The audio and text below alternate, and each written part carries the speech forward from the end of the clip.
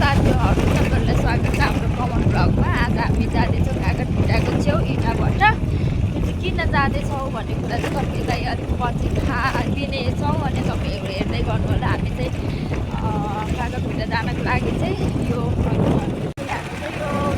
Main हाइवेबाट नगएर चाहिँ अहिले चाहिँ बाटोहरू चाहिँ एकदमै डाइभर्सन भइरहेको छ नि त होइन, चलिरहेको छ। अनि एसियन हाइवे चाहिँ अनि पन्नेर चाहिँ डाइभर्सन भएर जानु माथि मिरिक खोला हुँदै हुँदै माथि गएको होइन, कता हुँदै जान्छ यो सालबारी हुँदै जानेछ। तपाईँ हेर्दै गर्नु होला। अनि कोही पनि अब त्यो डाइभर्सनको बाटो हिँड्न चाहन्न भने जस्तो लाग्छ भने चाहिँ हामी जुन जुन बाटो जान्छौँ त्यो बाटो तपाईँ आउनु सक्नुहुन्छ। अगाडि खोला छ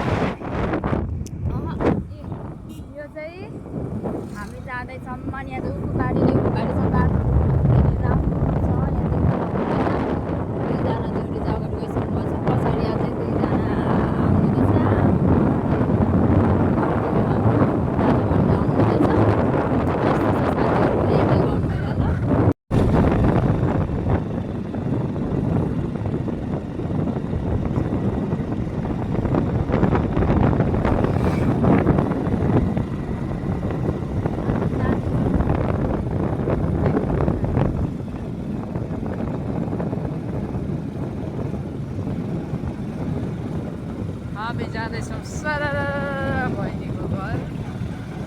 अब हामी करिब करिब नजिक आइपुगिसकेको छौँ। रमाइलो छ जिन्दगी आइपुग्छ।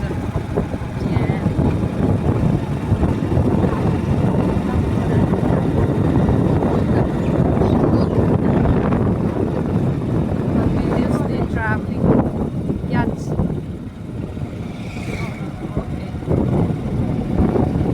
नाउ उयो मात्रै क्या कपी गरेको मात्रै छोटो भिडियो हो न।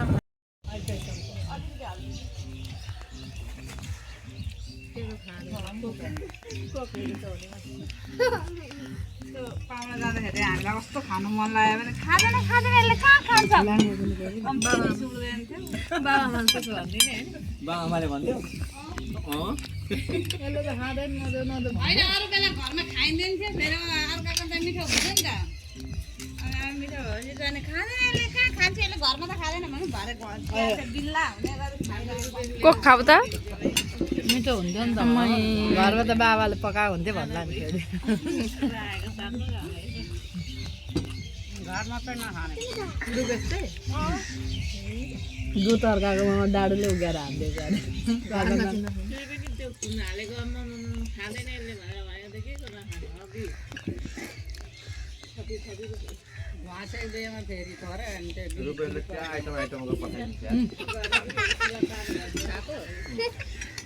यहाँ बनाएको भन्दै देखाउँछ।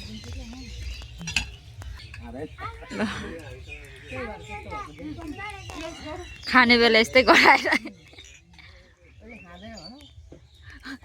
खानु मन हुँदा हुँदै पनि अनि खाँदैन भनेर यस्तो भयो। यहाँ चाहिँ हाम्रो भाइले अझै तयारी गरिराख्नु भएको छ। ए धमाधम चलिरहेको छ।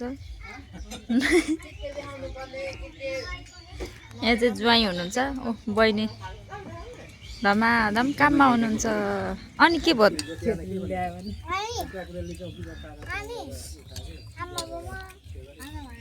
रस कुखुरा लोकल साथीहरू कागरभिट्टा इँटाभट्टा गएर चाहिँ हामी 30-30 घर जाँदैछौँ बहिनीको घरबाट। अनि हामी फेरि अहिले अर्कै बाटो आयौँ, अरू अर्कै बाटो गएको थियौँ, अब अर्कै बाटो आउँदैछौँ। यहाँ पनि स्पोर्ट रहेछ। अनि गाउँले जीवनको मजा नै छ कि जुन बाटो गए पनि हामी आफ्नो गन्तव्यमा पुग्नेछौँ। अनि हामी घुमिफिरी होइन धेरै डिफ्रेन्ट बाटो हिँड्छौँ, किनभने लाइफ हो यात्राको रमाइलो लिनु छ भने तपाईँ भिन्न भिन्न बाटो हिँड्नुहोस्। त्यही भएर हामी नयाँ नयाँ बाटोहरू एक्सप्लोर गर्न हिँड्दैछौँ। आफ्नो सोध्दै हिँड्दैछौँ। के भयो कुनै यहाँ भएको छैन, यहाँ ल्याउने र गराउने भयो। बाइक आउँछ